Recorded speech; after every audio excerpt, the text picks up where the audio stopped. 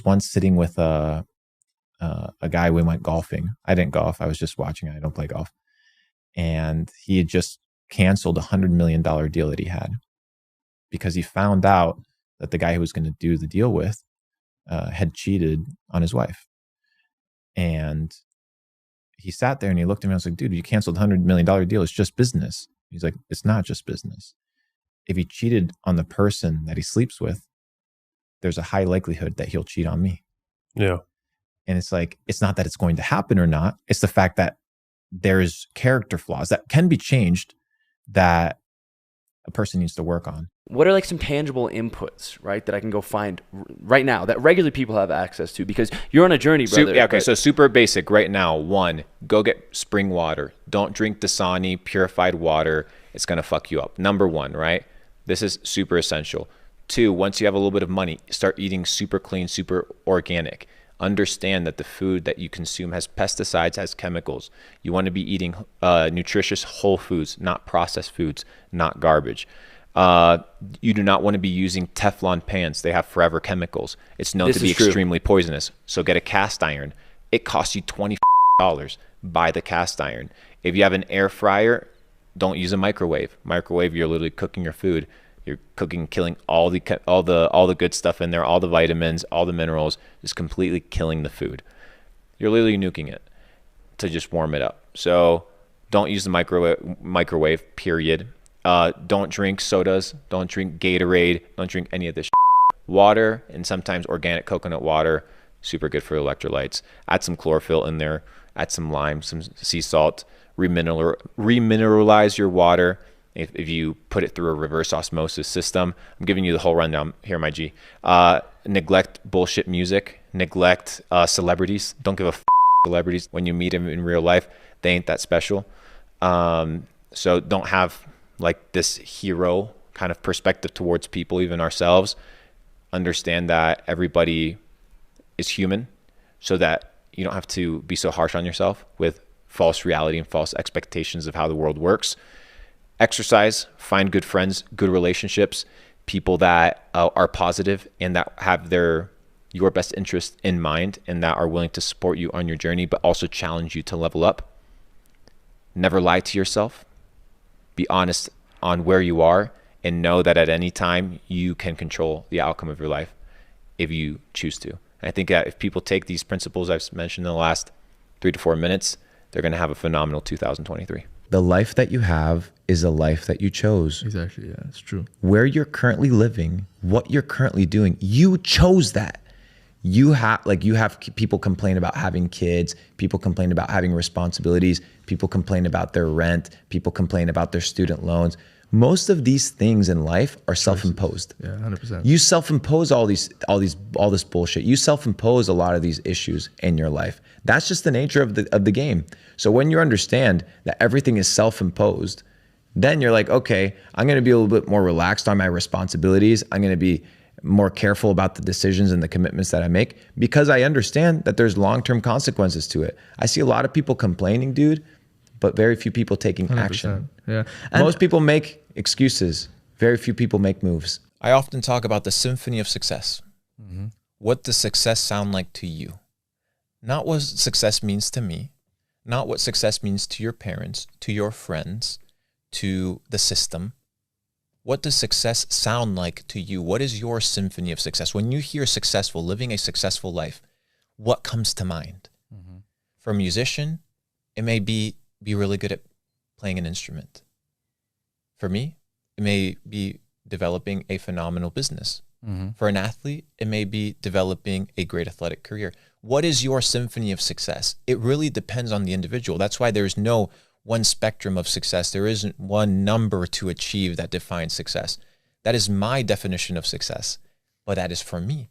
Why? Because every person beautifully has been created to have their own specificity. So you have your own dreams, you have your own ambitions, you have your own symphony of success. You need to find that. And how do you find it? From deprogramming from the bullshit that everybody else has told you of what it means to be successful. Mm-hmm. You need to stop listening to others and start listening to yourself. But the problem is nobody knows how to listen to themselves. Mm-hmm. They're scrolling on TikTok, music on loud every day, when they're driving, fucking radio turned on, when they're home scrolling on their phones, when they ask for opinions, they ask for opinions from other people. They ain't even asking opinions from themselves. They're going to a fucking psychologist, asking a psychologist for wisdom and advice on how to live their lives. And they're paying this motherfucker money. And all you are is a client. So might as well keep this person sick as long as possible, or deranged, or in the loop of coming and sitting on the chair. Why? Because they're paying for the fucking mortgage. When was the last time you sat down and defined your symphony of success? What does success look like to you? To me, it's not having a ton of properties and living in a big fat box and having a ton of supercars. No, to me, it's freedom. And I found that early on. Now I just am able to experience a different level of freedom with more toys and more things. And I can bring people along that journey with me to enjoy it. That is my symphony of success. And if I was to cater or falter to what other people told me what success was, then I have gone from successful to unsuccessful. That's how I got started my entrepreneurial journey. I helped a company in Wall Street with Facebook ads, right? And I did it for free for 2 months. Free service, doubled the revenue with Facebook ads. After the 2 months, I called them like, hey, I want a contract. Like, I want a contract. They're like, okay, we'll talk about it next month. The next day, I turned off their ads. The next day, they called me, fly up to New York. Yeah. They gave me, I think, a $6,000, $7,000 a month retainer, right? So that's the entire premise, is you need to be able to provide value ahead of time, and you can get into the rooms. Health being the foundation of everything is where people need to start. So mental health, physical health, spiritual health. I won't go into details, but those are the 3 quadrants inside health. The second one is wealth, right? You need to be able to, well, in this case, wealth, we're just going to use it for money's sake. But when I talk about wealth, I talk about abundance, a lifestyle of abundance. You need to be able to create an abundant lifestyle. And that means you need to be able to have enough to be able to focus on yourself full time. You don't need $10 billion, right? That's not going to make you happy.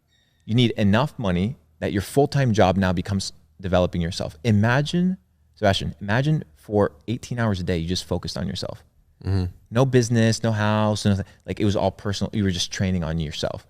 How far ahead would you be of any other person in any realm of human endeavor that you decided to pursue? You'd be so far ahead, it would be unbelievable. So the second one is this idea of wealth. Develop habits that allow you to create a life of abundance. The last one is focus on the things that have meaning and purpose, because a lot of people get caught up by the material bullshit. They get caught up by the system. They get caught up by the things of the world. And when it's all said and done, they die and they're forgotten, and the things that they've built crumble. And I know a lot of people listening, you know, they have existential questions on eternity. They have existential questions on the future of life, and they have concerns. And I think that a fair amount of time of your life should be allocated to the pursuit of what is the meaning of life and why am I here? So I think you have to have health as your foundation of your operating system to continue keeping you alive. I think you need to have wealth, a life of abundance, so that you can be able to operate freely. And I think you need to be able to focus on the spiritual side, be able to focus on things that transcend the day-to-day. And I think that would allow you to live a life of purpose. I would say those are the 3. The fourth it's not necessarily meaningful, but those would be the 3 to answer your question. I'll give you a scenario. There's a guy that lived in Puerto Rico. He already left. I'll call him Jay.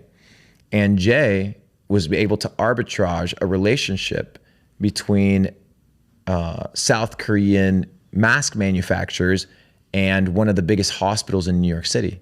And what did he do? He just connected the head of the hospital in New York City and connected the head of the Korean factory, and he just cashed in a check. And what were they shipping?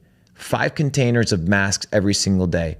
He received $20,000 commission per container per day. He was making $100,000 net profit a day. Doing nothing. For over a year and a half by connecting people. I'm in the business of deals. I'm in the business of how much can I receive, energy can I receive with the least amount of energy output, because I understand that a genius, your energy is capped. A genius isn't a person that does everything. A genius is a person that does the right things, the necessary things, conserving energy, playing the game right. Why? Because if you understand that everything's energy, because everything is energy, whether it's money, whether it's relationships, everything transmutes to energy. Your goal is to conserve your energy as much as possible. Have you heard the story of the silver thread? There's this tale about the silver thread. This small boy, he's about to go to school and he's not content. He doesn't want to go to school. As he goes to school, he encounters an old lady, right? And the old lady says, well, if you pull from this ball of yarn that's silver, you can pull it and time will pass. So he's like, well, I'm going to pull it because, you know, I don't want to go to summer. I don't want to be in school. I just want to go to summer. So the little boy says, okay, I'm going to take this. And the old lady says, hey, but there's a catch, right? Once you pull the thread, you can never go back. You can never go back. You can only go forward. But you can pull the thread as many times or as little times as you want. So the little boy pulls the thread, boom, summertime. He says, oh, well, this is a great thing. You know, I was able to skip the entire year of school. He's like, well, what if I skip all of the years of school? So he tugs again, boom, university. Oh, well, university's tough, you know, and maybe university isn't for me. What if I can just get straight to work? Boom. Tugs the little ball of yarn, slowly turning from silver to copper, decaying in color because it represents time. He says, you know what? I'm in the workforce, but I'm unhappy because I'm alone. Let me pull this thread eventually to be in a relationship. Pulls the thread, boom, married. Oh, what happened? I'm married? I missed my wedding day? Oh, well, it's okay. It's not a big deal. Let me just never pull this thread again. So a little time goes by. Eventually, his wife gets pregnant. The wife gets pregnant, has the baby, but then the baby begins to yell and scream. Oh, man, I have to deal with this baby. Let me pull the thread till the baby's grown up a little bit. Pulls the thread, the child grew up. Eventually, he realizes at an old age that what happened? That he wanted to fast forward all of his life, that he wasn't able to experience it. Now the story continues, but the premise is very simple. To live in the future is your inability to live in the present. And people that live in the future are often unhappy. Why? Because they want to be something that they're not. Look at the past, look at who you've become, the progress that you've made. And if you haven't made a lot of progress, just be happy at the fact that you're fucking alive. Because you have the chance to make progress. And live in the present moment, here, now, and use your time, energy, and attention, my friend, to pursue your goal. Most people do not make a plan for their life. They don't know what they want. They don't know where they're going. Dude, I ask a person, what do you have planned for next week? They don't know what they're doing today, right? So how are you supposed to move in life with intention if you're moving like an accident? It's not going to work. Live intention. Brother, business, life is like archery. That's what I compare it to. If you have no goal, you have no target, there's nothing to hit. Without a goal, you can't score. That's the first part. The second part is you need to have a tool. You need to have a bow. You need to have an arrow in order to hit your target. Right. The next thing is you have to aim. It requires preparation. You need to understand the spacing, the distance, the humidity, the temperature, all these variables in order to what? Factors, yeah. Hit the target. Hit the target. And then finally, you have to what? Shoot. Let go. Shoot. You have to take action. Most people have no goal. They don't know where they're going. They haven't calculated or measured what it's going to take to achieve the bullseye. Yeah. And they don't take action. So in life, if you want to achieve a bullseye, you have to be willing to set a target. You have to be willing to aim, prepare, understand the nature of what you're about to do, and you have to shoot. You have to take action. And with enough iteration, eventually you'll get good enough to hit the bullseye. And that, my friend, is a secret to success. When you're on hustle mode, it's very hard to kind of reset your mind. But if you have enough money, right? When all you need is enough money to be able to focus on yourself full time. Like what would happen if for 8 hours a day, 7 hours a day, the focus of your day, your job was to level up?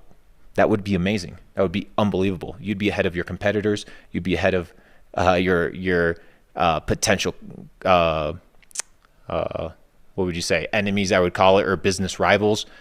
You're going to have so many advantages on a personal level, on a business level, on an intellectual level, and you're going to see things from a bigger perspective.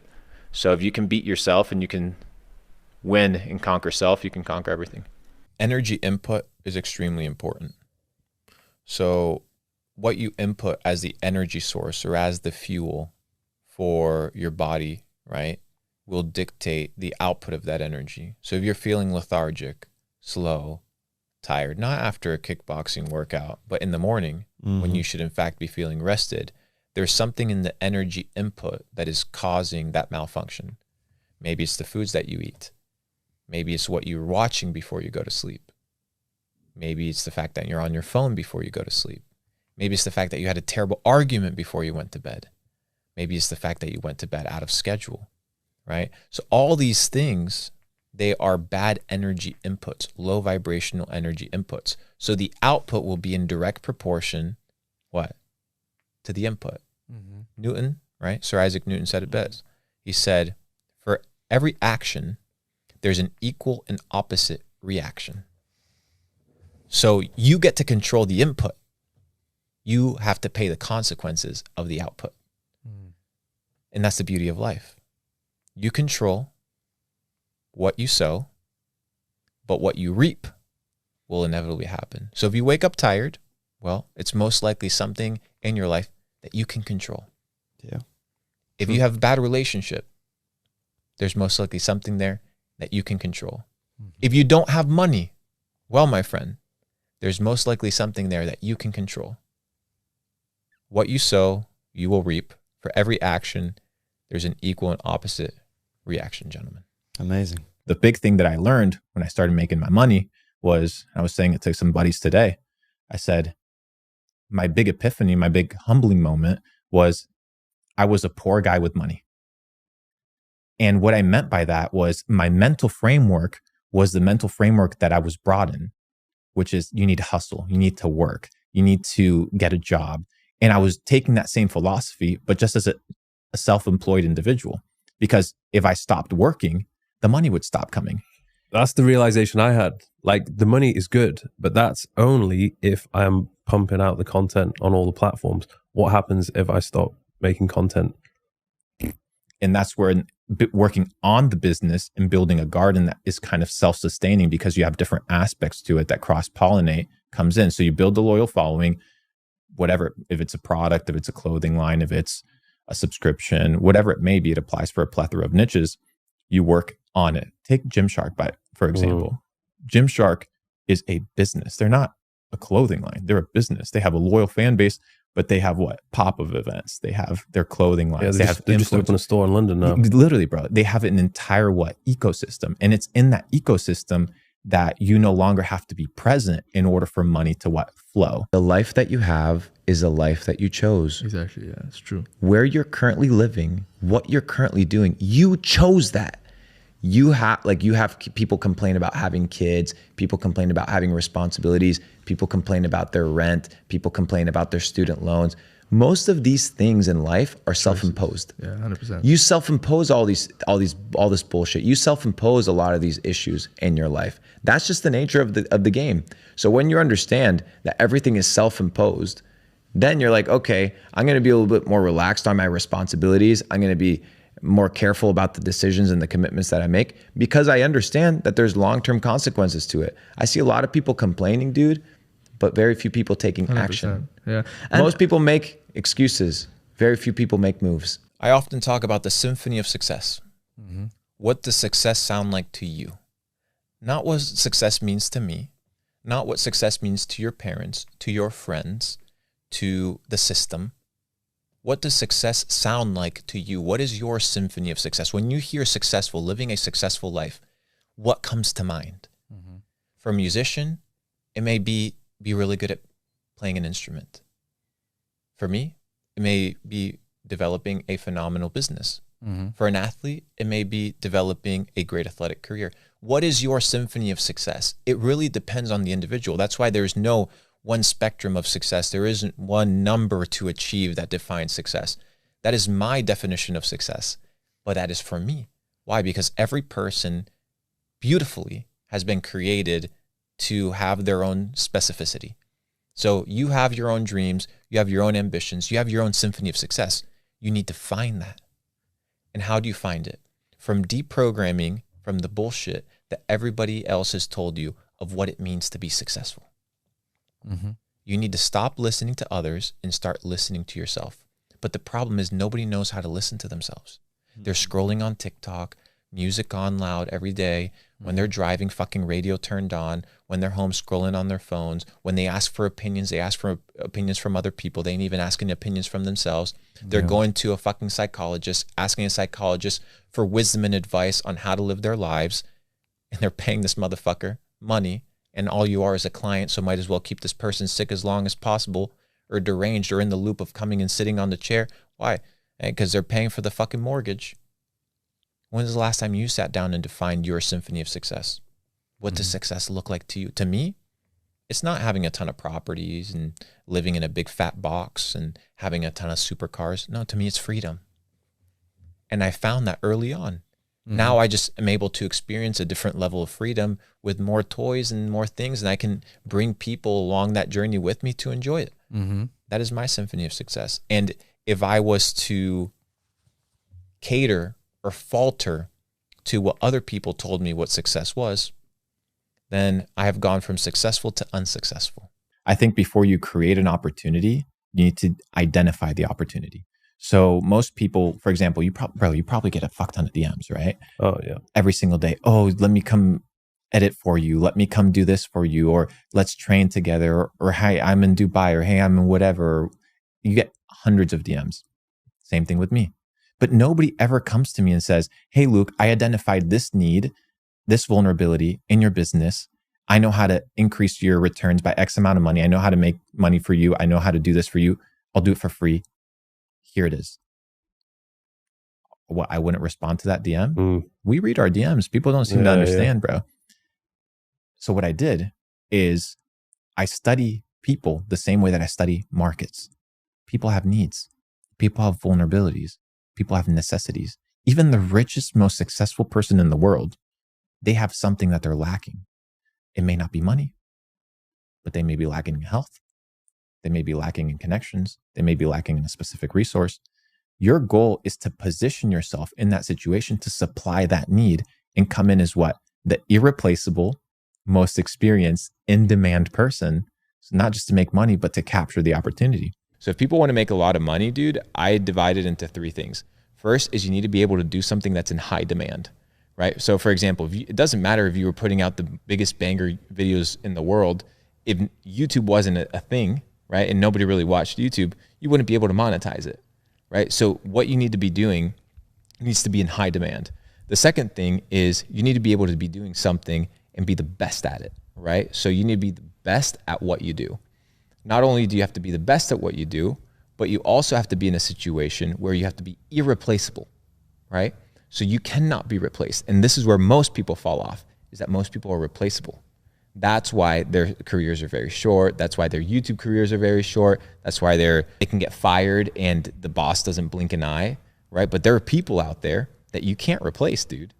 Like you can't just go out there and replace your lead engineer at Amazon AWS, right? Like you can't just go out and replace that dude that's built the entire infrastructure. Therefore, he's secured his ability to make money. Why? Because he can't be touched. Then he's the best at what he does, so he can negotiate his price.